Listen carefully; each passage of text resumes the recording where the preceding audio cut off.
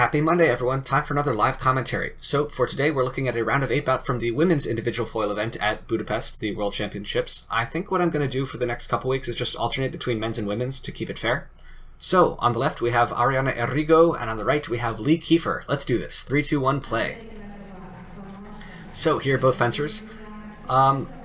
I've done a few videos on Lee fairly recently. Errigo I have not. I think I covered a bout between her and Nzinga Prescott a little bit ago.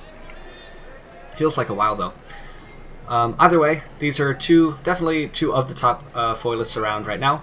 I'd say Lee's rank is a little bit higher than Errigo if I'm not mistaken. I haven't checked the world rankings before this event though. I only have the ones afterwards. That said, I think they're both at the level where they can take bouts off the other if one's having a good day and one isn't. So, very eager to see how this pans out. Let's see. I'm trying to see if I recognize anyone in the background. I don't think I do. Okay, there's the test. Everything looks good. Let's see what happens. Oh, referee asking something about... Oh, it's the bib. Always keep that bib flat if you can. It's a safety thing. And here we go. Errigo marches. Lee gives her plenty of space.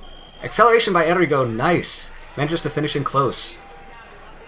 Speeds way up. Draws something from Lee. And then once the distance collapses, slows way down to put the point back on. That's classic Italian style. 2 attacks off the line. The ref gives this attack to the left.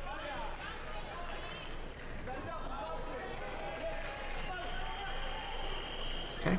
Errigo keeps marching. Same thing worked before, but not this time. Goes off target as Lee makes a very strong lunge right into the distance. And there, finally, that's what Lee wanted the previous time. And this time she made it work. Closing out on the outside. Errigo is left-handed, so I imagine both fencers will probably favor the outside lines in general more. Ooh, again. Lee's really... Yeah, that's a good call, though. Lee's really... favoring that very long lunge directly into Errigo's attack right at the start of it. Although Errigo's point control is really good, so she may have trouble locking her out there. And this time, Errigo just changes things to finish longer. She doesn't even give Lee time to make that long lunge into her attack. So very fast tactical changes. Pretty much every few touches, something different comes out. Errigo with the pointed line as Lee marches. And now Errigo tries to break into Lee's distance. Unfortunately for her... Unfortunately, Lee's able to find a pretty short distance speed attack there. So this is pretty much well within both fencers' purview here. They're just flexing some of their better actions. Nice blade working close there from Errigo, though.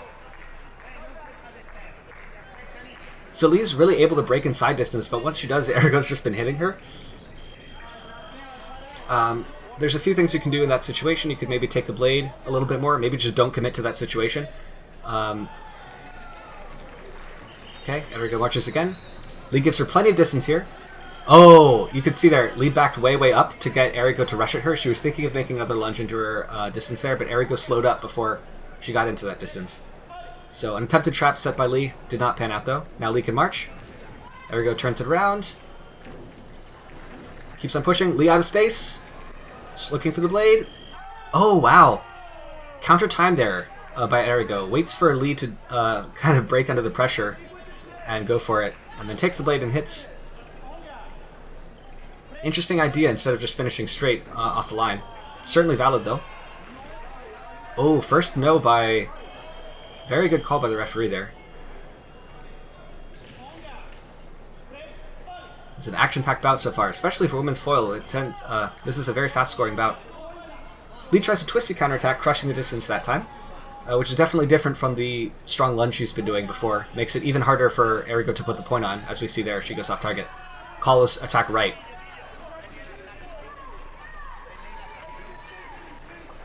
Okay, Errigo is going to ask for a video review.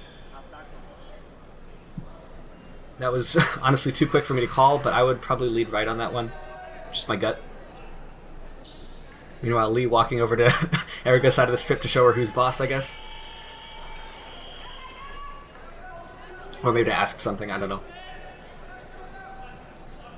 What's the call, though? Is Errigo okay? Why is she not coming back on guard?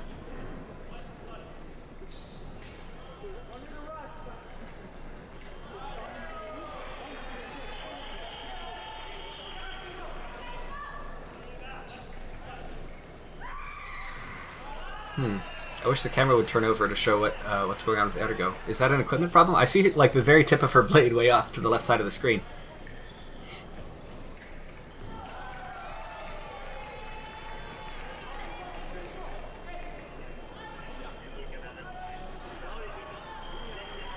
Okay, I guess she changed weapons then. Referee also, I think, was asking her to... yep, it's still attack right. I think the referee was asking her to pull her body cord through so it's not dangling out in front of her glove. It's also kind of a safety thing. And just annoying when you get hit there. He takes the blade, lunges. Oh! Infighting very back and forth there. Eventually it's for Lee, though. Very nice. I think by trying to open the distance there a little bit and forcing Errigo to step into her, she made Errigo's accuracy drop a little bit. That certainly helps. Also, she was just on the blade the whole time. Again, tries another crushing, kind of twisty attack, counterattack slash Ramizi looking thing. But Errigo still hits off target.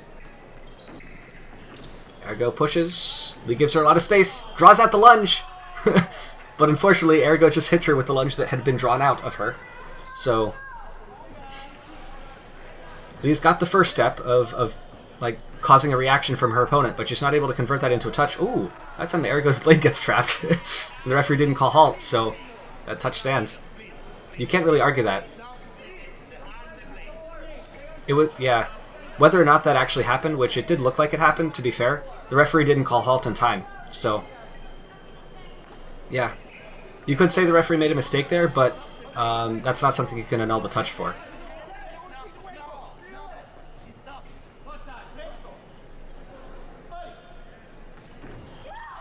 Oh, first attack no from the left. Yep, good call, good call. Errigo going very broken time off the line, which is also pretty interesting. Kiefer's parry riposte hasn't been like a super dominating action this bout. It's interesting to go like withheld off the line like that and open yourself up to what Lee exactly did there. That's a beat attack for the right, and Lee's equalized it at 7.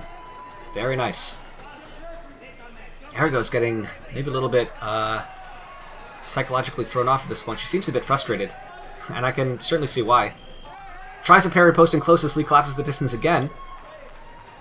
That might be a case of ducking. Maybe a yellow card.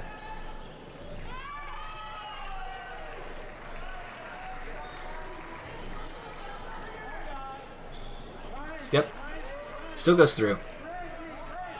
Very, I guess, like, riding the knife edge there, Lee is, between getting carded and being able to slip the point. But, again, I feel like this is just Errigo almost falling apart a little bit here temporarily. She's got to refocus herself. Errigo again looking for the blade instead of just finishing that. I feel like this bout might end fairly quickly if Errigo doesn't rally. Lee has certainly got the psychological high ground. Again, that distance really favors Lee. Errigo kind of walks right into that parry post distance. Okay, keeps pushing. That's better. She goes so slow that Lee's attempts at a counterattack or stop hit looking thing fall short, so that Errigo can follow her out of distance, but she hits on target. Okay. Errigo able to find the blade and start. And again, finds the blade in close as Lee tries to step in. That's really been more Errigo's wheelhouse this bout. Wait for the counterattack and then just put the point on when the distance is close. Looks like she's trying the same thing with the blade. Yep. Oh, so there's one blade contact. I thought it could maybe separate into two, but it favors Errigo. 2 blade contacts at the same time effectively makes it a beat attack. Preparation from the right is the call there. So left attack, and now we're equalized at 10. Now Errigo's rallied. So the seesaw goes back the other way. Oh, I feel like that's to the right. Oh, simultaneous. Okay. Lee is asking for a video review, which I think is fair. That felt more like an attack from the right to me. Of course, don't take my word for it. I am not a world-class referee. As I remind you in every single video I do. Maybe one day, though. So this bout is quickly kind of shifted to a more sabery zone where it's either an action off the line or it's going to be probably Errigo marching again.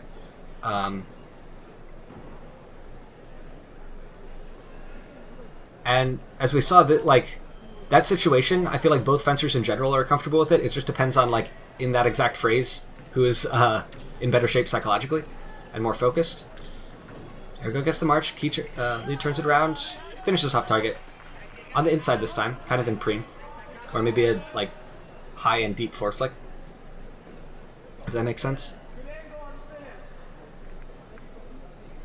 What's going on now?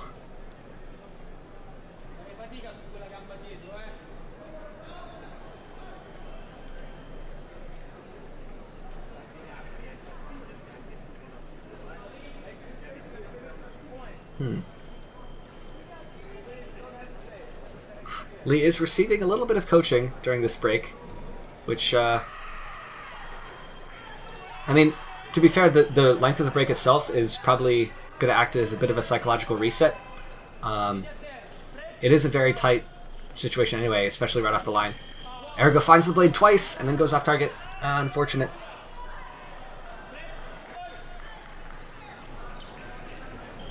Oh, very broken time attack. I think Kiefer's attempted attack and prep was a bit late, though, so Errigo still got it off target. That's a very hard window to hit. And now Errigo does what Lee did before. Remises in a very long lunge and basically just leans into it to make herself harder to hit. Potential there for a back flick by Lee. She does pull that out sometimes when her opponent remises like that. I heard like 3 blade contacts total, but referee's just going to call that off target. Man, this bout. Errigo keeps marching. This worked before, but she finishes into... yeah. Oh, but Lee missed the first one. I was going to say that distance really benefits Lee, but not if she can't hit the first for post. Errigo keeps marching. Lee gives her a lot of space. Errigo finishes a bit out of distance there, but maybe that's a plan. Throws that point in line into pair or post. Very nice. Classic second intention line. You leave it out, wait for the beat attack, and as soon as the beat happens, the blade's right there, so you can take it back very easily. Especially if your opponent goes a little fast like Lee did there. Ooh. Oh. I don't know about that call. Does Errigo have a video review left? I thought she used one before to ask about the ducking thing. Or maybe that was of the referee's own accord. Either way, I have to imagine that if this one doesn't go for her, then she won't have any left. Let's see what the call is. It's simultaneous. Good call by Errigo there.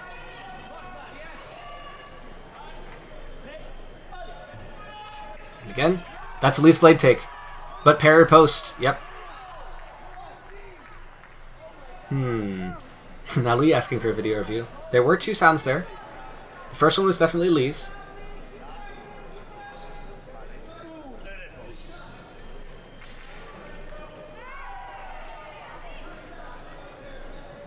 This is definitely a test of my referee chops in the box. Something I definitely need to work on. Referee is taking a long time with this one. It's interesting. At full speed, that one looked pretty clear-cut for me. It was beat attack by Lee, and then parry post by Errigo. But Lee definitely needs the as many advantages as she can get at this point. Down maybe 14-10, maybe 13-11, depending on this call. With this fast of a bout, that's that could change in a heartbeat, though. Let's see. Oh, wow, it does change. Very nice call then by Lee. And yeah, 11-13 is quite a different situation than 10-14. Lee could definitely do this. Errigo taking a bit of another tactical pause. Maybe she's just frustrated, but maybe she's trying to think of what to do next. Here we go. Offline Lee attacks. Iron and misses the riposte. Yeah. I don't know if that's going to work, Lee. Again, her recommitment there felt a little bit late. Like, Errigo did step back, but yeah. Lee was a little bit late. Errigo was already starting to step forward by the time Lee went back in. Lee takes Preem! But it's blade contact from the left. Oof. Okay, another close distance parry post by Errigo. Lee trying that crunchy, like, crushing the distance remise type thing with a lean forward again. There's that back flick by Lee. I was waiting for that one. Errigo leaning pretty far forward, looking for maybe a remise there after her lunge falls short. Or is parried. Lee, off the line! Again! No, that's Malpare. That's just a beat attack. And then Errigo found the blade late afterwards. 13-14. Can Lee do it? 46 seconds on the clock. She just needs one to equalize and one to win. Nope. She walks right into Errigo's point. Man, that was a nail-biter. And a very quick women's foil bout, if I do say so. As I said, either of these fencers could easily take a bout off the other one if one's having a good day and one isn't. I'd say they were both having a fairly good day today. And you could really tell the, like, teeter-tottery nature of this bout with the scores. First, Errigo's up, then Lee, then Errigo again, then Lee again. Really nice. Alright, the video keeps going on for a while, so I'll just let it play in the background. As I say, thank you very much for watching. Next week will be probably another men's foil bout from the World Championships. I don't know if it'll be another round of 8 bout. I might do another bout of Toldos, because he was really on fire at this tournament, and I want to see more of him. So, if I could hold off on watching that on my own time, that'll probably be up next. So, until then, take care, and as always, stay sharp.